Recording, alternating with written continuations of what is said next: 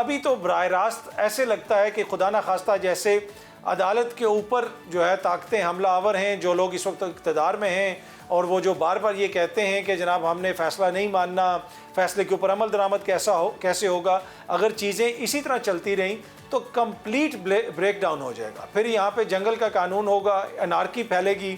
उसके अलावा तो मुझे कोई और सूरत हाल नज़र नहीं आती। वो जो इलेक्शन कमीशन को वजाहत दी थी सुप्रीम कोर्ट ने, कुछ लोगों की ये राय है कि उस वजाहत की भी ज़रूरत नहीं थी। सुप्रीम कोर्ट का फ़ैसला बिल्कुल क्लियर है और ये जो तफसीली फ़ैसला आया है उसमें जो इलेक्शन कमीशन के हवाले से लिखा है मोअज़्ज़ज़ अदालत ने कि उसका जो कंडक्ट है वो एक तो अपनी ज़िम्मेदारी अदा करने में नाकाम रहा, सही तरीके से उसने अपनी ज़िम्मेदारी अदा नहीं की इलेक्शंस के हवाले से। हमारे साथ मौजूद हैं सीनियर तज्ज़ियाकार अतर काज़मी साहब, उन्होंने हमें ज्वाइन किया। बहुत शुक्रिया अतर काज़मी साहब।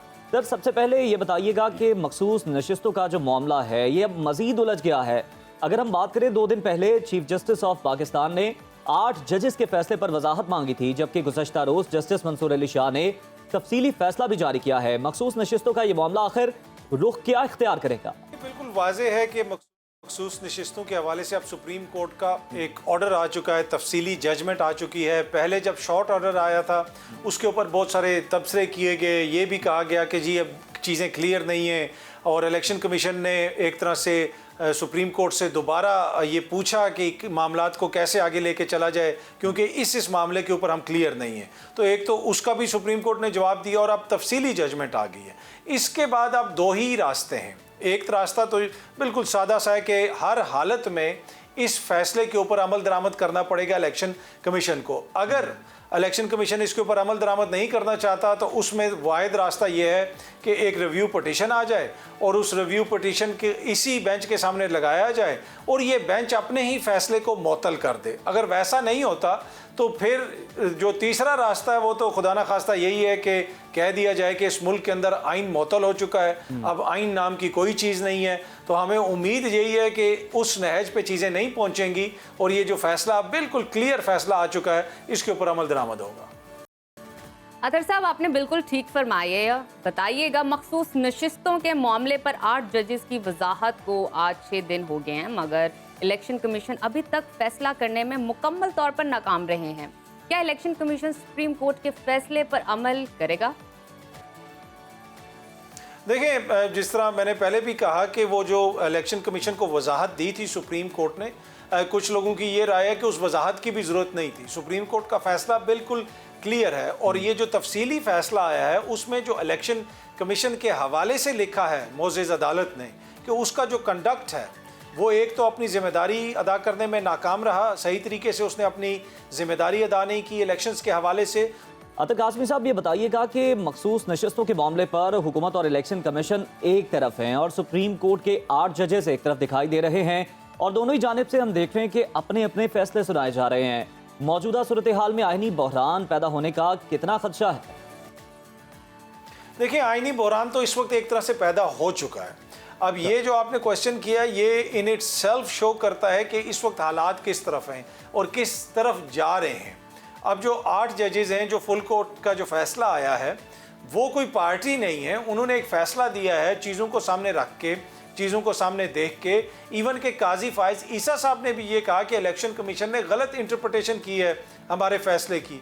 भले का निशान उनसे ले लिया गया था लेकिन वो पार्टी तो सीज नहीं हुई थी और तहरीक इंसाफ के हर किसी बंदे ने कहा कि जनाब हम तहरीक इंसाफ की तरफ से इलेक्शन लड़ना चाहते हैं, लेकिन इलेक्शन कमीशन ने उनको आज़ाद डिक्लेयर कर दिया। तो बहुत बड़ा सवालिया निशान है इलेक्शन कमीशन के किरदार के ऊपर और आइनी बहरान से तो हम गुजर रहे हैं। आइनी बहरान उसी वक्त इस मुल्क में पैदा हो गया था जब 90 रोज़ के अंदर इंतखाबात नहीं करवाए गए। इलेक्शन का जो फैसला था सुप्रीम कोर्ट का उसको नहीं माना गया और अभी तो बराह रास्त ऐसे लगता है कि खुदा न खास्ता जैसे अदालत के ऊपर जो है ताकतें हमला आवर हैं, जो लोग इस वक्त इक़्तिदार में हैं और वो जो बार बार ये कहते हैं कि जनाब हमने फ़ैसला नहीं मानना, फ़ैसले के ऊपर अमल दरामद कैसे होगा। अगर चीज़ें इसी तरह चलती रहीं तो कंप्लीट ब्रेक डाउन हो जाएगा। फिर यहाँ पे जंगल का कानून होगा, अनारकी फैलेगी। उसके अलावा तो मुझे कोई और सूरत हाल नज़र नहीं आती। जी अतर साहब, हमें इस बारे में भी बताइएगा। Supreme Court practice and procedure ordinance की बात करें तो चीफ जस्टिस की सरबराही में 3 रुकनी कमेटी बन गया है। लेकिन जस्टिस मंसूर अली शाह ने कमेटी पर तहफ़्फ़ुज़ात का इज़हार कर दिया है। क्या प्रैक्टिस एंड प्रोसीजर ऑर्डिनेंस हुकूमत को मुश्किल से निकाल पाएगा? देखिए, कानून साजी होती है मुल्क के वसीतर मफाद में, अवाम के लिए कानून साजी होती है, रियासत के लिए कानून साजी होती है, रियासती निज़ाम को चलाने के लिए कानून साजी होती है। जब यहाँ पे आप हुकूमत को और अपनी सियासी चालों को सामने रख के कानून साजी करेंगे तो फिर यही सूरत हाल होती है। कुछ अर्सा पहले तक तो ये क्रेडिट लेते थे कि हमने नया कानून बना दिया, प्रैक्टिस एंड प्रोसीजर, अता बंदयाल साहब ने उसको मुअत्तल कर दिया। काजी फायज़ ईसा साहब जब आए, फुल कोर्ट के सामने वो लगा, वहाँ पे उसको अपील मंजूर कर ली गई और ये क्रेडिट लेते नहीं थकते थे। अब अगेन इनको लगा कि वो जो कमेटी जो बेंचेस बनाती है, मुकदमात को फिक्स करती है, वहाँ पे काजी फायज़ ईसा साहब की अक्सरियत नहीं रही है। दूसरे जो 2 जज साहिबान हैं उन्होंने कुछ मामलों के ऊपर स्पेशली ये जो रिव्यू पिटीशन थी, एक तो 63A वाली और दूसरी वो रिव्यू पिटीशन जो मखसूस नशिस्तों के हवाले से नून लीग ने की हुई थी, काजी फायज़ ईसा साहब ने कहा कि उसको लगाना चाहिए, कमेटी ने उस वक्त नहीं लगाया। तो अब ये ऑर्डिनेंस इन्होंने पास किया और उसके तहत ये ताकत दे दी चीफ जस्टिस को कि तीसरा जज आप अपनी मर्जी का लगा लें। अब ये चार्टर ऑफ डेमोक्रेसी में भी इन्होंने कहा था कि हम ये कमेटी बनाएंगे, इस तरह की तरमीम लेके आएंगे और चीफ जस्टिस का जो एक तरह से उनकी इजारादारी है इस सारे मामले पे, उसको हम ख़त्म करेंगे। एक तरह से ये ज़्यादा डेमोक्रेटिक प्रोसेस हो जाएगा।